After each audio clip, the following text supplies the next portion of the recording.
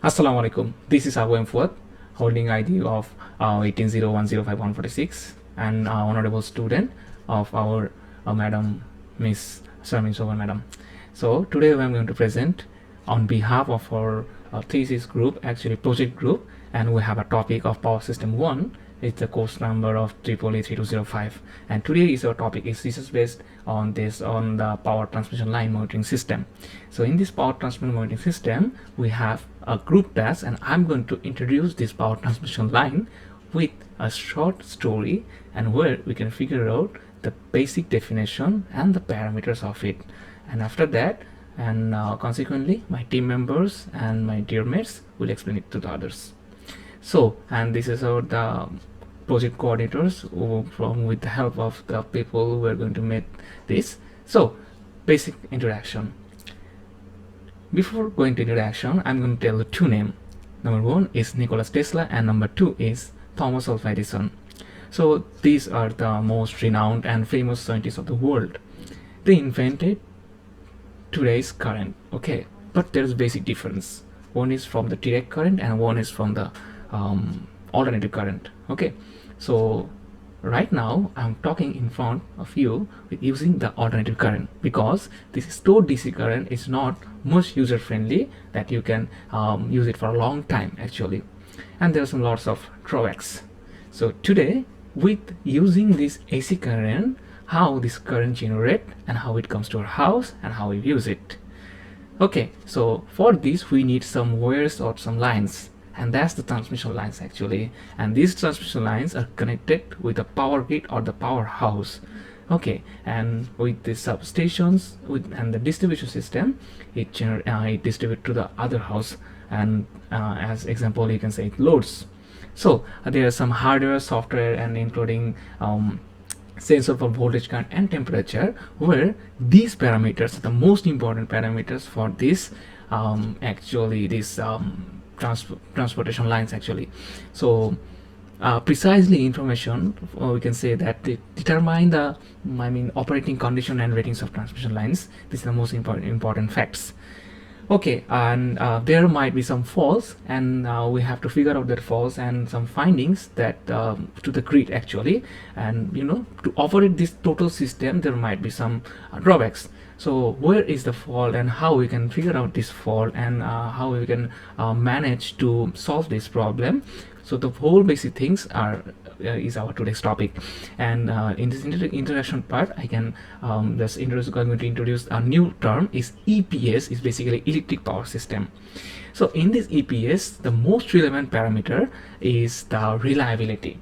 Okay, this reliability, and this is the most important and vital role actually in this transmission line that can play in this EPS, electric power system. So, and there is a connection with this fractional part of EPS, and is always maintained with these transmission lines. And in this entire power system we can say the most spread wide part is our transmission line and the overhead cable actually.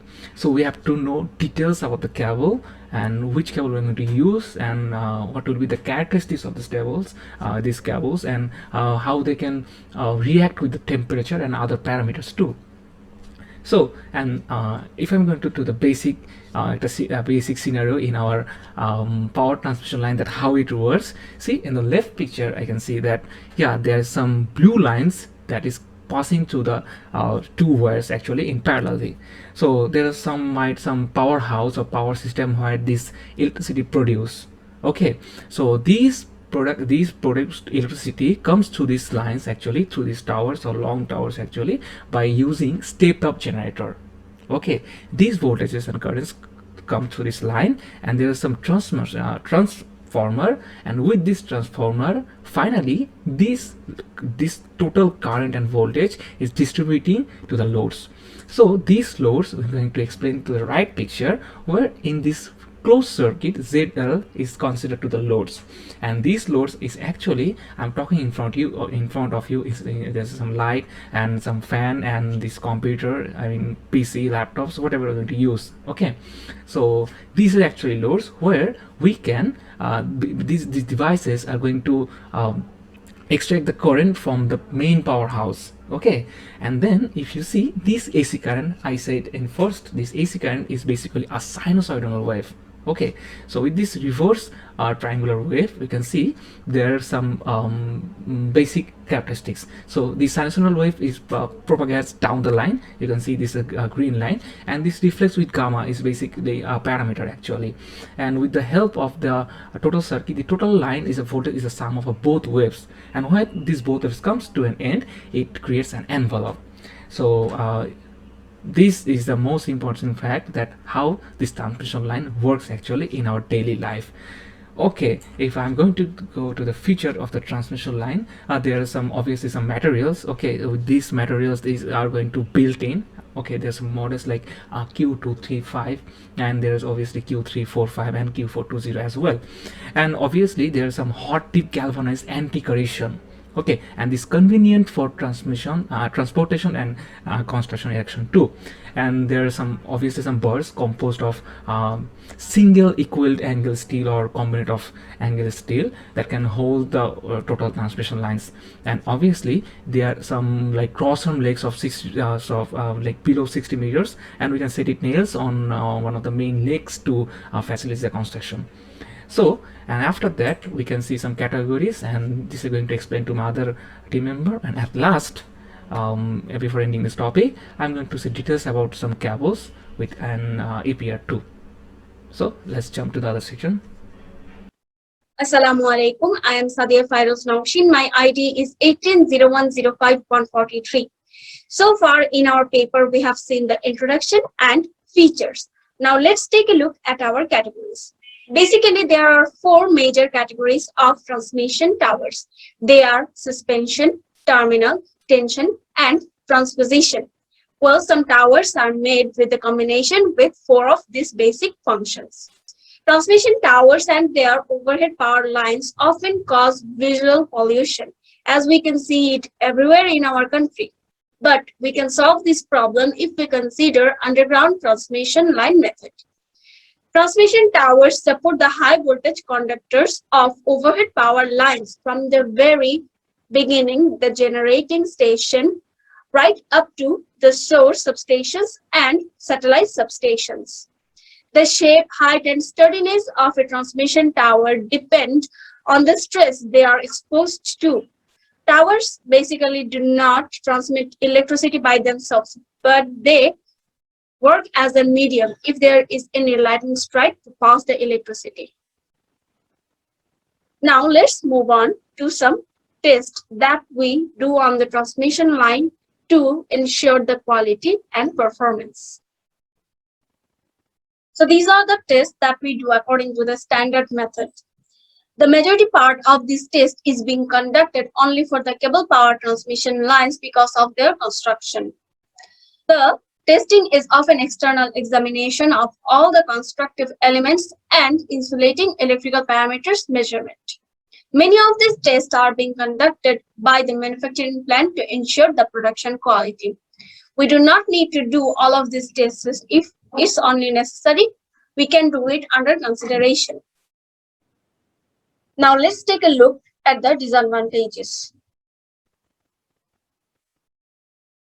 There are a few disadvantages also. Significant disadvantage is the discontinuity of conducting the test during power transmission line operation. From the test analysis, we get to know about the insulation condition and requirement of power transmission line repair. Another disadvantage is during discharge measurement, we use voltage above the rated voltage, which causes our insulation and accelerates its aging. Now let's discuss the solution. We face problem in the development of the power transmission line insulation condition online monitoring system to be used during all term of operation. It's possible to monitor the insulation condition and breakdown prediction with this software hardware device. And for this, we will use partial discharge characteristics monitoring.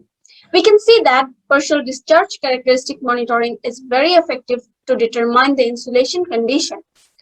In the figure 1, we can see partial discharge power dynamic during the insulation defect growth is considered.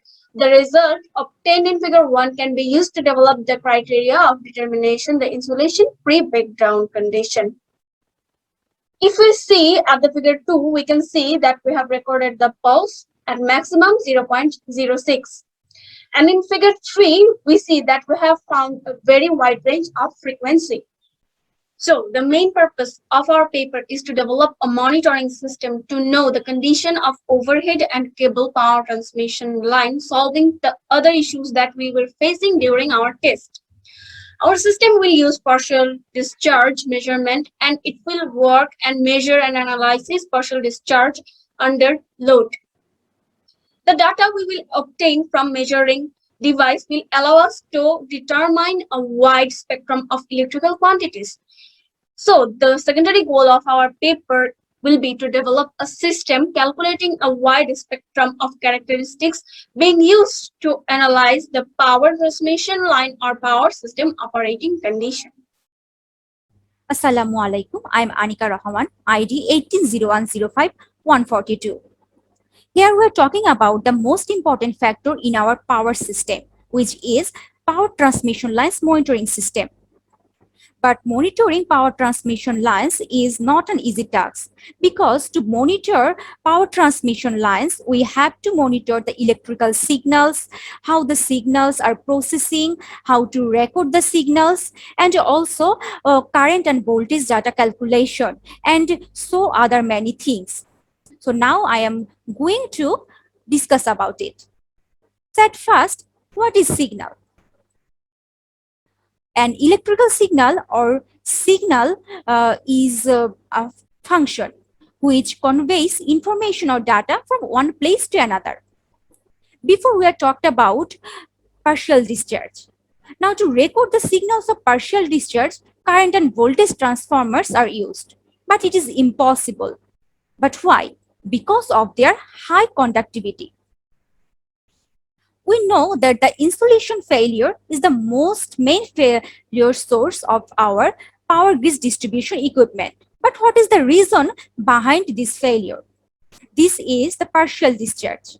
The partial discharge is the main cause of the insulation deterioration and also the important factor of the insulation failure for our power equipment. Partial discharge detection and fault identification is the important aspect on the monitoring of the power equipment. So we have to keep safe operation of the electric power equipment. But how can we do it? It is needed the positive and effective detection and identification measures to prevent effectively the accidents of our power equipment. Now, to monitor partial discharge, current and voltage sensors are proposed to use. There are so many current and voltage sensors, like H-Sense-T is one of them. So H-Sense-T is a transient earth voltage sensor which can detect external partial discharge or power cables termination or etc. To record voltage proportional to the phase voltage and leakage current of our power transmission lines, resistive elements are used. Here we see two figures.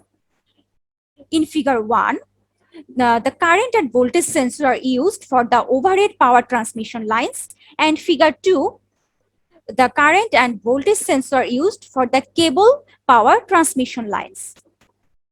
Now we're talking about the signal processing. We know that electrical signal data are obtained and technical specificities for their recording. We have to record a large data label and also partial discharge analysis. To record partial discharge signals and calculate their characteristics and analyze the partial discharge power. And to record a large data label, we it is needed to use wavelet transformation, which can simplify data transmission to the tools of automatic control systems of our transmission substation. Now we're looking forward to some issues using the sensors of current and voltage. Here we have to record some things. First, we have to record the current in the conductor to calculate in thermal insulation. Then we have to record the signals of current and voltage to evaluation electrical powers, and then also partial discharge signals, and last current and voltage to produce the electrical power accounting. Okay, now we are talking about uh, recording experimental PD using current and voltage sensor. We know that in our power system there are high voltage. So when we are operating an equipment or a power system at the high voltages, partial discharge could create problems. Like it can be tracked down to electromagnetic emissions or chemical reactions such as the format of ozone and nitrous oxide gases. So we can say that the partial discharge monitoring is the most complicated function because it demands wide frequency band of the sensor to record partial discharge with enough accuracy. So for this whole reason, it is decided to perform the experimental research on the partial discharge using current and voltage sensor. Here we see a diagram of signal processing, where data is transmitted, where the data is came from UR1 and UR2, where U is the voltage. And these four things which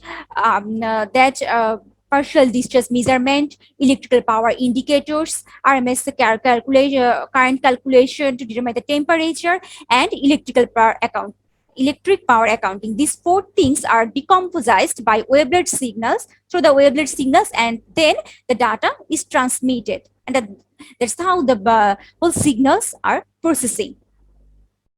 Thank you. Assalamu alaikum. I'm MD Shakurul Islam, ID 180105-144. Here in the paper, we are well aware of partial discharge, which is the main cause of insulation deterioration, which plays a crucial role in the safe operation of electrical power equipment. For experimental PD recording, we have to know about PD record bridge circuit, which we are watching in the screen. The purpose of the circuit is to measure the unknown electrical resistance by balancing two legs and to measure the partial discharges across the capacitors with respect to time, which has been given in the equations here. There are four equations for four capacitors, and obviously that gives a crystal clear idea about PD record bridge balance, and by which we can measure the potential differences of the capacitors. Here in the circuit, we are seeing that C1 and C2 are in parallel. The equivalent of C1 and C2 is CE, which has been taken here. Again, in the circuit, external signals won't have influences for the bridge diagonals. That's why there is a short pulse in the bridge diagonals. For this, there are some changes in the equations. The changes equations are here. Here we are watching two graphs, figure 5 and figure 6. They're the unbalanced and the balanced system after connecting R1 and C1 with parameters R2 and C2.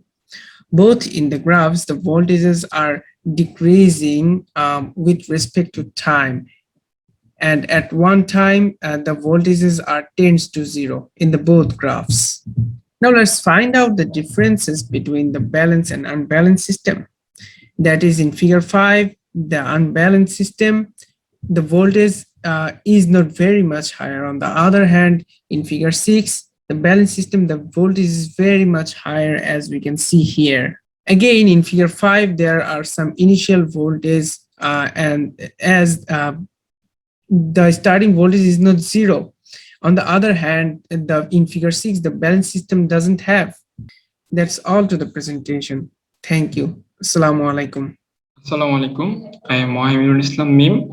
My ID is 180105-145. After the experiment, now let's take a look at the figure 7. We can see that the amplitude of the voltage depends on the apparent charge of partial discharge, but the pass line depends on the bridge circuit parameters. So the bridge circuit will correctly, if Only R2 and C2 parameters are connected to the R1 and C1 of the current and voltage sensor. We also have make sure that the capacity of measuring cables are 10 times less than capacity of the bridge circuit, through in the case that won't have sufficient influence on measuring signal.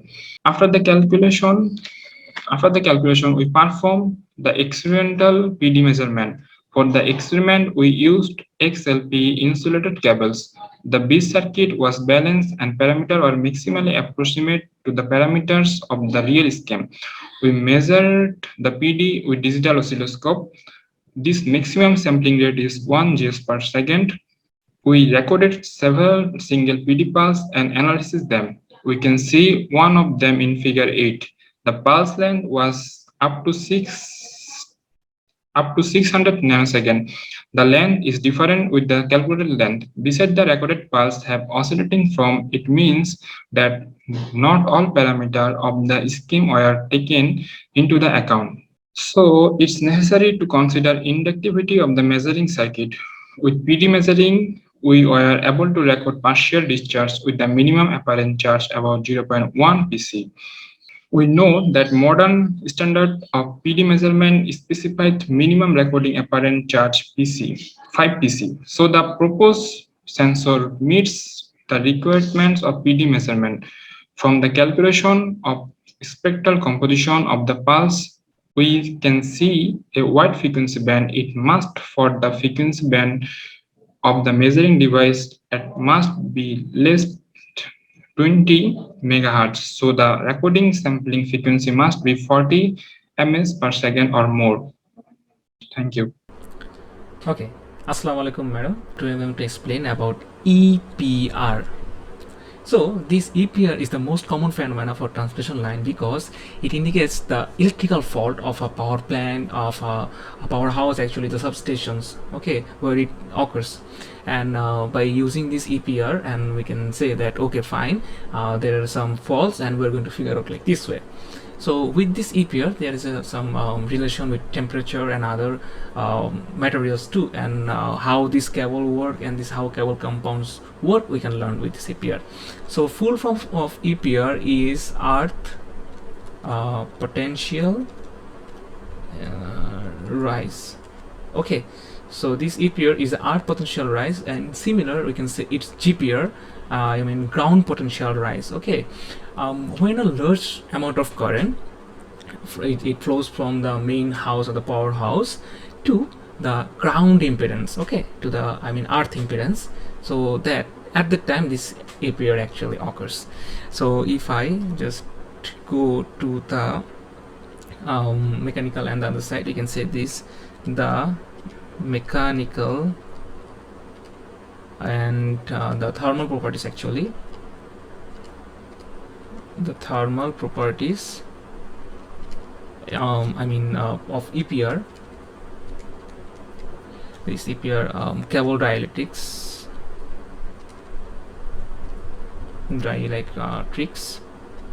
are very stable with temperature.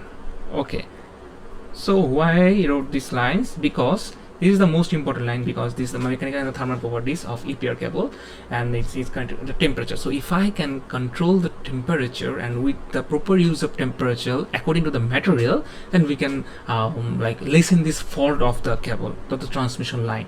Okay, so as an engineer of electrical engineer, or as the trainee of powerhouse system or the power system, we must need to know this EPR system. So I'm going to write some equations where we can find or figure out that how it works actually and how it is connected to the temperature. So let's drop this intersection. Okay, now you can see the basic equation is T is times to T is a function, and where we can say that per time Q divided by 4 pi K is connected to the EI, whereas R square is divided by 4 alpha T, is if I say it's equation number 1. So with this equation number 1, you can say that this Q, this Q line, this Q is the power unit length. Okay, is what it is power unit length. So this UI is also is very important because is error function. Okay, if I say it's an error function, and there's another most interesting thing is R. So is basically a distance. Okay, this distance is regarding with the line heat source actually. Okay, from the line heat source is connected to a distance. Okay, and the alpha is thermal diffusivity. This is the alpha, and if I say this, what is this K? And this K is the thermal conductivity.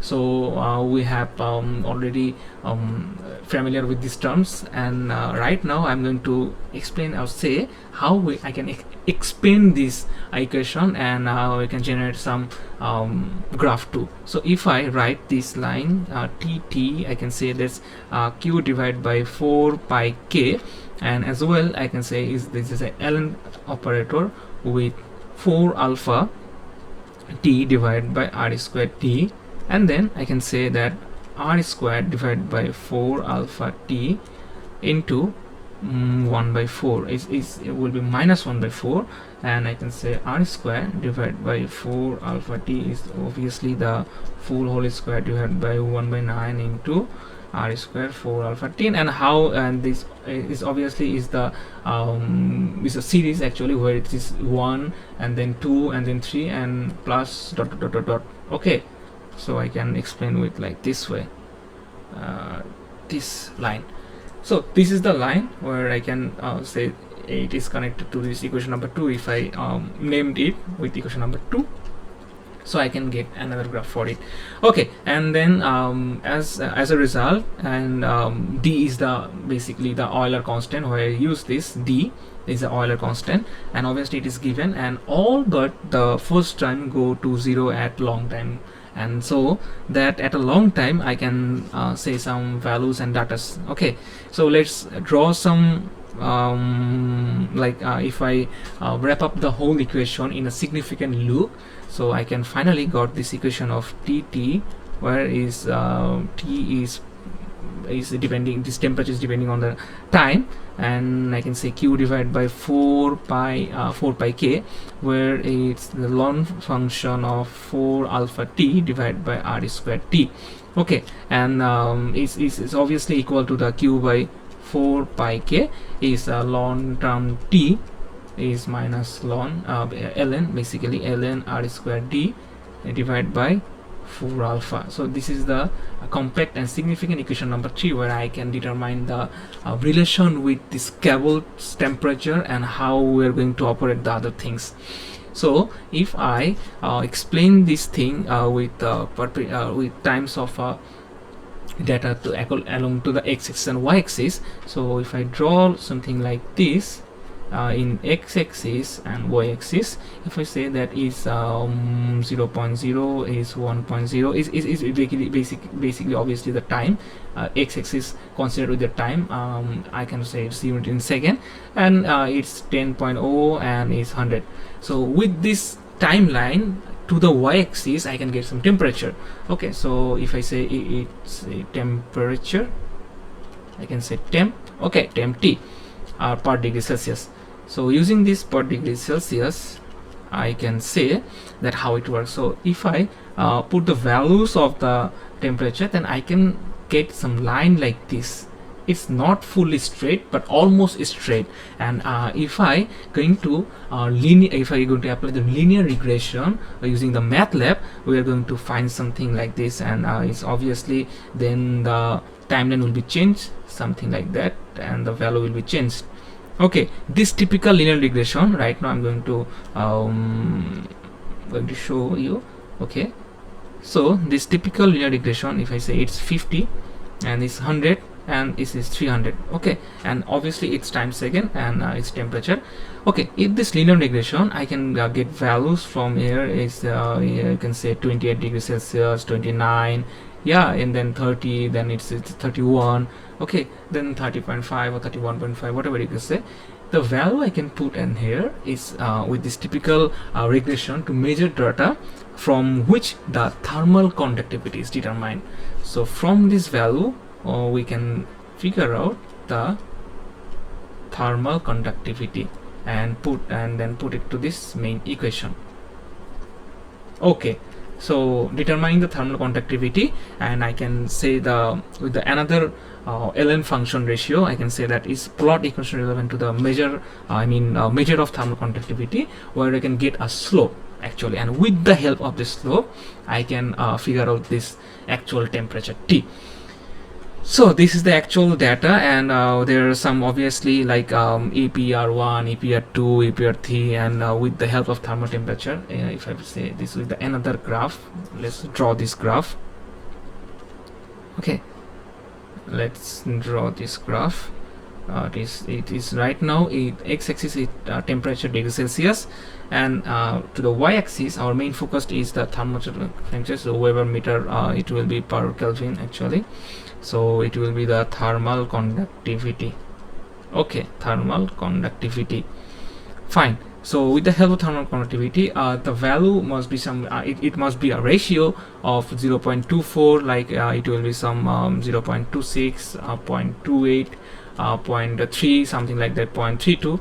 And with the help of the temperature, like a decent temperature of 20 degrees Celsius, 30 degrees Celsius, 40 degrees Celsius, 50 degrees Celsius, 60 degrees Celsius, 90, 100, something like that, with this temperature I can figure out some different kind of EPR. Okay, like if I say in EPR1, you can say this, there is some line and there are some dots, something like this. Okay, then the ultimate data, and if I put that data into to the line, then I can get some line like that. If I say it can EPR1, and then if I say EPR2, there might be some result, something like this. Okay, and everything is not connected with other, so there are different type of measurement, and same as well to EPR3, there is something like this. Okay, so this is the different type of EPR. Okay, this is EPR3. So this EPR, this thermal conductivity, act as a function of temperature from 20 degree to, I can say, is 120 degrees Celsius. Okay, with this range is a degree Celsius. With this temperature range, I can figure out like a different type of mainly we can use the 4 EPR cable. So there will be some another EPR, I can say EPR4, with putting the value of this thermal conductivity along with temperature. So with this EPR, I can say that yeah, from this range, this EPR cable is a dielectrics, and this I can say is TRXPLE is another characteristics that I can explain with the value of EPR. And the reproducibility obviously of the data is indicated by the duplicate measurement as a measurement of temperature. So this is the most important fact, and there is some thermal diffusivity as per heat capacity, and as a result, if you can maintain this total abbreviation, and with the help of this linear regression, we can say okay, fine, we have to use this kind of cable for this transmission line, and within this heat or with this temperature it can consist by itself actually, and there will no occur for this cable fault, and we will transmit our current and voltage with very smoothly without any fault.